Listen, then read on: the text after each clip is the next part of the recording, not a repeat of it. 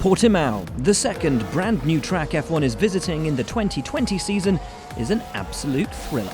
With 4.6 kilometers of undulating hills and 15 super fast bends, it's an absolute roller coaster and a huge challenge. Max Verstappen was the first driver to go beyond the limits on the slippery track, spinning his Red Bull at turn 4. Wait, this wing offset is completely wrong.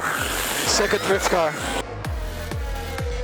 And Charles Leclerc got a big snap of oversteer in his Ferrari at turn 14. The Scuderia sporting new diffuser elements that complete the planned upgrade package, which they hope will see them consistently back in the top 6 in qualifying.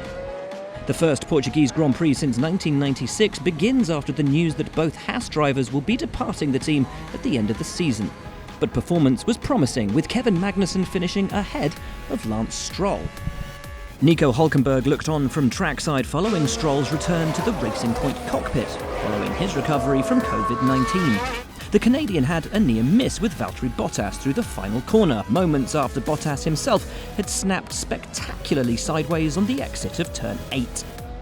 Nicholas Latifi had a trip through the gravel in his Williams, Kimi Raikkonen lost the back end of his Alfa Romeo, and Danny Kvyat went for a spin as almost every driver experienced a moment as they pushed to find the limits on this new and slippery track, which has barely been used since a resurface. But nobody could stop Bottas, who was the man to beat in FP1. 3/10 up on Lewis Hamilton, whom he trails by 69 points in the title battle. On the weekend, the reigning champion could set a new record for the most Grand Prix wins in history.